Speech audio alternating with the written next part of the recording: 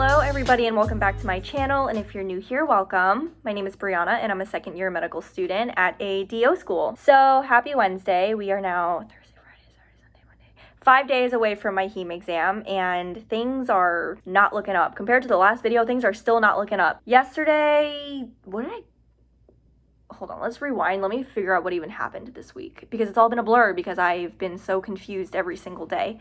What day is today? I just said it was Wednesday. Yeah. What happened yesterday? What happened yesterday?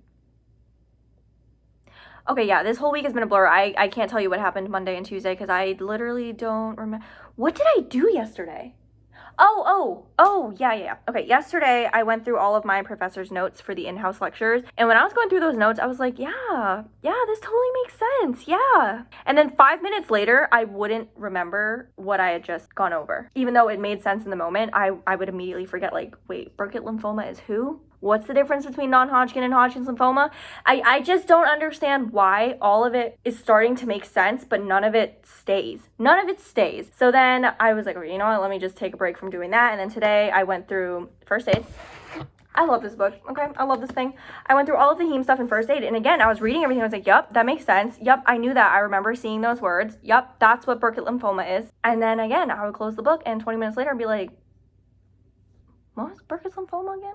And I just, it's very frustrating because I was reading the stuff and I was like, okay, yeah, this actually is starting to make sense. Maybe heme isn't so bad. But then for some reason, I just can't remember all of it. I mix up the translocations. I mix up what symptoms are seen in which disease.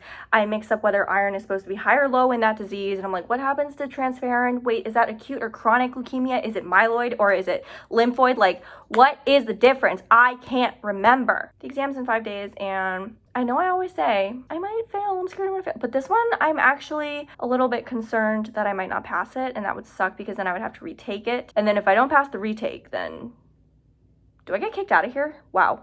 Let's not get there, shall we?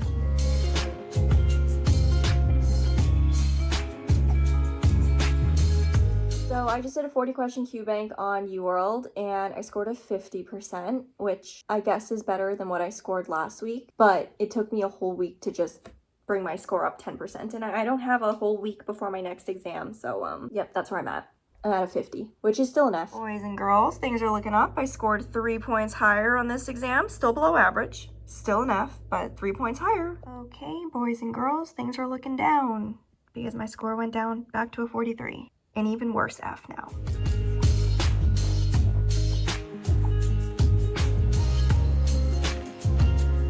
Alright guys, so for the last 2.5 or 3 hours, I've been reading through the AMBOSS articles about hematologic diseases again, and I've been doing the associated Q bank sessions that go with all of them. So obviously that means I've been scoring better because I know the answer has to be something related to the session I just read about. So if I read the article about iron deficiency anemia and then I did the associated Q bank session with it, I know all of the correct answers had something to do with iron deficiency anemia. So yeah, my score was better, but if I had just thrown in all possible hematology diseases into a question bank, I would probably fail again. So I don't know if doing those questions was actually helpful, but I just felt like reading them again and then trying to pick out the parts of, oh my god, I can't even speak.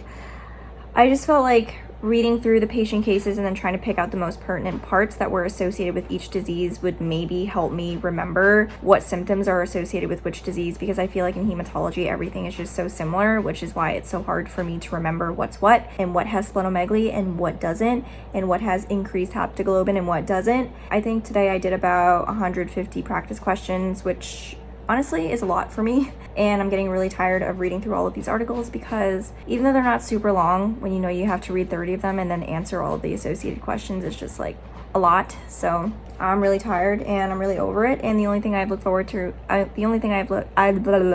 kidding me right now?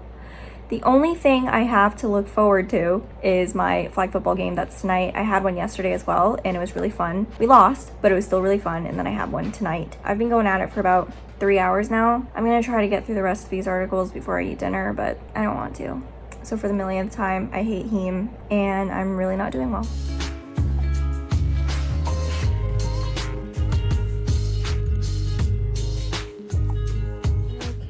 microcytic anemia, that's conjunctival pallor. Those are target cells, which is in beta thalassemia. This is the crew cut appearance on the x-ray, which is also indicative of beta thalassemia. And beta thalassemia, you can also see the chipmunk facies and splenomegaly due to extramedullary hematopoiesis. You can also see an increased risk of parvovirus B19 infection, which can then lead to an aplastic crisis, I think. I know it, but then when I see it show up in a question stem, I don't put 2 and 2 together, and then I don't know it.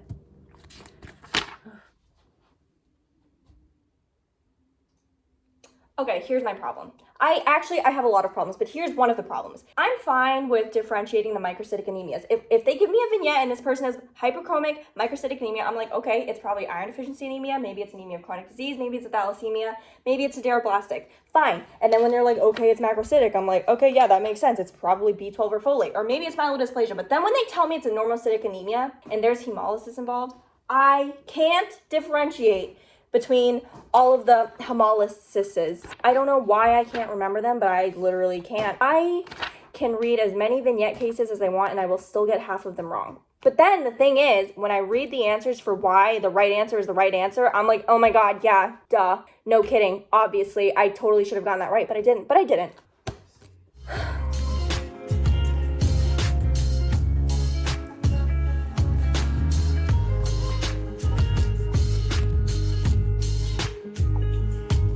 I know at this point that there's still so much that I don't know, but I just don't want to study for this exam anymore. I've spent the whole day studying and learning, or at least I thought I was learning. So then I just, did some more UWorld questions, and apparently nothing has changed. Nothing has changed. Because we're still here. We're still here at this 53%. Despite the fact that I felt like I learned so much today. I'm getting super frustrated. I felt like I knew what was going on, but I don't, apparently, because I'm still getting literally 50s, which is basically the same thing I was scoring last week and the week before, which makes me feel like over the last 2 weeks I haven't learned anything and I haven't understood anything any better, even though I definitely feel like I know more now than I did 2 days ago or a week ago or especially 2 weeks ago, but my UWorld scores are not reflecting that, so I don't know what to do at this point. I don't know.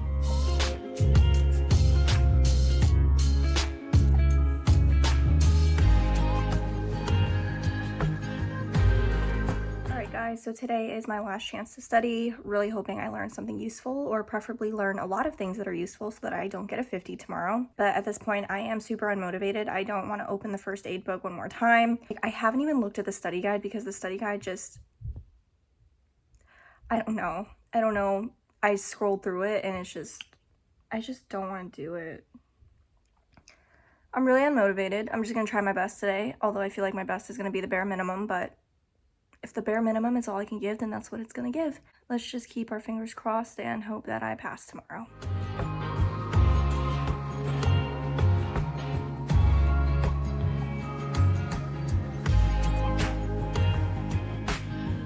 Would you look at that? Took long enough. My first passing score. Only took 16 tries. Jesus. The exam is over, guys, and I just wanted to hop on here and let you know how it went. It was a very difficult exam, even though I told you guys I had really been struggling with heme this past weekend. Even though my UWorld scores were not getting any better, I do feel like I had a much better understanding of the material. I was starting to be able to differentiate all of the anemias, all of the leukemias, all of the myeloids and the whatevers, and it was all starting to make sense. So I walked into that exam feeling semi-confident today, and then I left feeling very much not confident. It was really hard. At the end of the exam, I looked at my best friend, he looked at me, we got up together, left, and he was just like, that exam was very demoralizing, and I totally agree, because it was really difficult. And I've heard that the heme exam is notoriously supposed to be the easiest exam that we take all year.